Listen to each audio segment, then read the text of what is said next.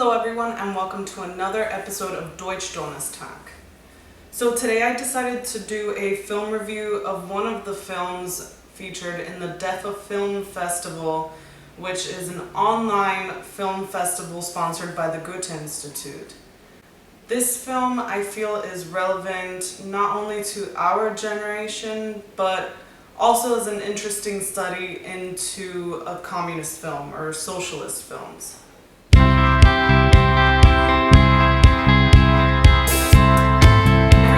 Goethe-Institut has an online film festival where they give you a username and password to sign into Canopy, which is an online streaming service. And they usually select 6 or 7 films that you can watch. This year's theme is films made in the DDR, which is East Germany, or what was East Germany. The film I selected is called Unser Kurzes Leben, which means Our Short Life. I'll begin with a brief summary of what the film is about. Obviously there's going to be spoiler alerts, but if you are interested in this film, I will put all the links below with the username and password you can use to access these films.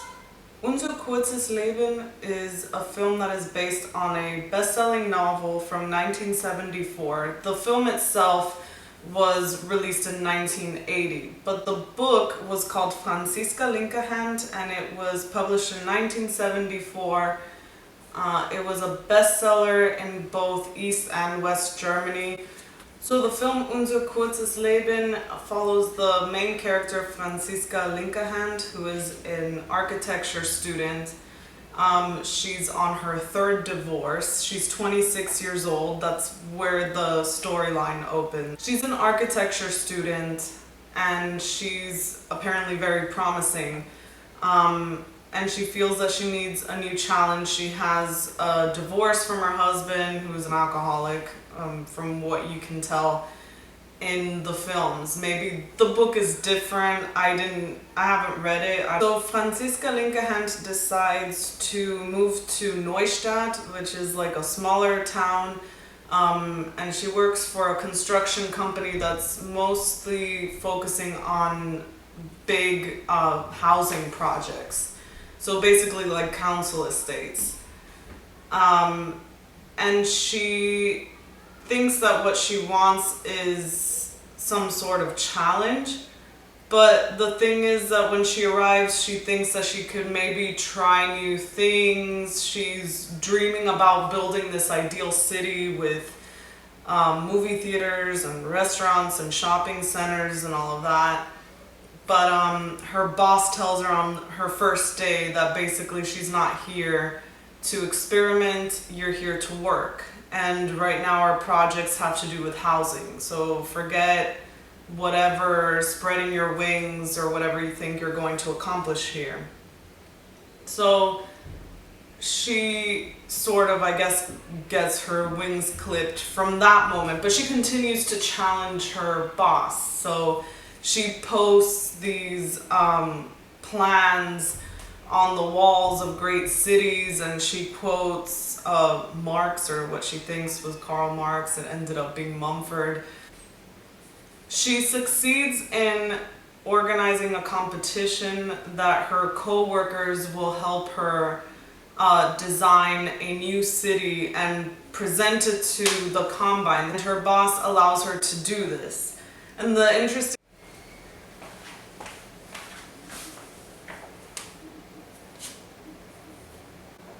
At the end of the film, she doesn't really get anything that she wants. She's not allowed to experiment at this new job.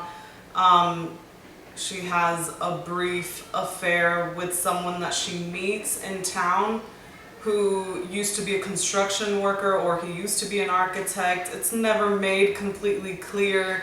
He talks about that he used to design cities and build all these great cities, and now he drives a dump truck. So that's not completely explained in the film ever. And the ending, there isn't a real ending to the film. I found out later that the book was never finished because Brigitte Reimann, who wrote Franziska Linkerhand, ended up dying of cancer while she was writing the last chapter of the book. So it was never finished, and that definitely explains the open ending. So I'm first going to analyze this film as if it was made in a democratic country, and then you could sort of see the difference when I analyze it from a socialist perspective. This film, if you look at some of the main themes, it's kind of about how short life is. There's constant reminders about time, deadlines, and not just about her projects. Her professor is constantly reminding her that, oh, you thought that you would have your life sorted out by 30, and that basically you would just be having a nice free ride until retirement. And she sort of lives her life that way, which is relevant. Many of us think that because if we go to college and we do things the right way, that things are meant to work out the right way, and by 30 you have an amazing career and all these things, and that doesn't necessarily always happen. So this is a constant reminder in the film, not only in her life course as it's presented in the film, because she doesn't actually accomplish any of the things that she wanted to do, because as they say, life always gets in the way. You never know what's going to happen. Not everyone has the same obstacles. Some people have better resources, and you just never really know what's going to come your way and stop you from achieving whatever your dreams are. Not to say that you can never pursue your dreams or that there's no point in pursuing your dreams, but not everyone has the same path, or not everyone takes the same steps towards achieving a goal. There's many paths, essentially. And throughout the film you have characters that surround her that basically remind her of the fact that life is full of disappointments. Her friend, or at least one of the characters that she becomes pretty close to, is a barmaid, and she tells her this story about that she was living with a family. It was a husband and wife and 4 children, and the wife dies and the husband can't handle the children, so he disappears, and she ends up raising 4 children that are not in any way related to her. And billions of other things happen to her. She never specifies what happens to her and how she ends up at the bar as a barmaid, but as she constantly reminds her, life just gets in the way. And what I really liked about the film is that as she's telling this story and making the point, oh, life always gets in the way, a man interrupts her to ask for a beer. So I thought that was an interesting, element in the film for getting that point across. Of course, it gets a little bit heavy sometimes, and I feel like that's the point where the socialist influence comes in. But if you look at it from an objective perspective and you ignore some of the propaganda in the film, that's pretty straightforward. This film could easily be successful today, and it's definitely relatable if you not only if you were a college student and you're working on your career right now, if you just graduated and you don't know what you're going to do with your life. I think it's relevant even to any, well, I don't want to say ordinary people, but Franziska Linkerhand is always talking about that she needs a life of meaning. So she doesn't completely look down on other people, but she doesn't understand what's the point in having a life if there's no career involved. And then she's noticed that all this time has passed. She's 26. She's never experienced true love. She still doesn't have the career that she wants. She doesn't have a family. She tells one of the other women that she lives with that her family is in West Germany. There are little hidden jokes in the film towards West Germany and towards capitalism in general. I guess now I might as well just get into the socialist thing. So it's obvious that the company does represent the state. And when they tell her, no, you can't do this because we don't have the resources, it's basically the state telling you, no, you can't do this because we say you can't do this.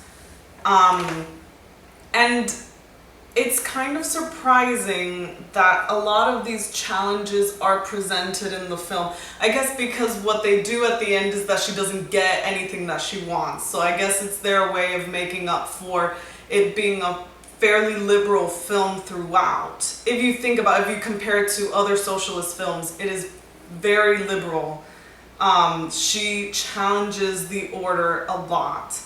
And she says a lot of things, not just about the company, but also the country. So it's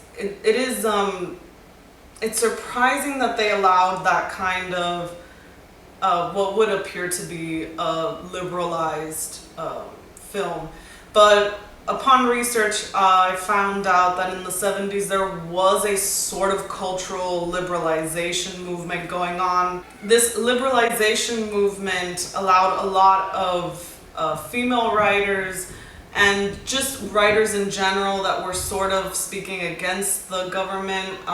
The writer Reimann of Franziska Linkerhand, she was known for being definitely more outspoken, even though most of her work would be heavily edited. And even this book that the film is based on was almost completely edited from the original. I think now what you see is the original text. Of course, I haven't read it, so I can't really tell you how the film compares to the book. I'm sure the film is extremely edited also to meet the message of the state, I guess.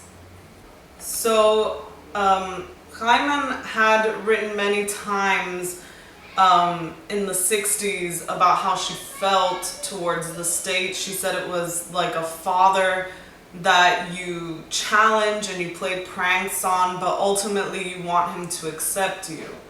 And Franziska says similar things throughout the film, that she wants to challenge the state or her boss. She wants to challenge her boss, but at the end of the day she still wants approval. So I know this was a bit of a rambling film review. I'm not sure if it functioned as a film review, but hopefully it functioned as an analysis anyway of a socialist film. I think it's better if you see it. It makes more sense. I didn't include any clips. I would have loved to include clips to make my point more, I don't know, straightforward, but I really did not want to risk copyright infringement, so I'm just going to leave the link in the description below and hopefully you can go and check it out. Let me know in the comments below if you do see Unser Kurzes Leben. There's also like 6 other films on there. Let me know what you think, if you think that my analysis, I mean, it doesn't have to be correct, there's no such thing, but if you share some of the same ideas or if you disagree on anything, let me know in the comments. I'm really interested in having more discussions in the comments because I don't want it to just be me sitting in front of the camera talking shit. So if you have any ideas or disagreements, go ahead and let me know in the comments. Next week for sure I will be doing the Deutsche Welle. If you even remember, I was supposed to be doing the Deutsche Welle interactive course to show it to you. But because these films are only free for a month, they're only available for the month of August, I decided to rush. I'm not sure if you can tell that this was rushed. So I decided to rush this video so you can have a chance to check out those films before they take them down. Alrighty, so I'll see you next week. Bye.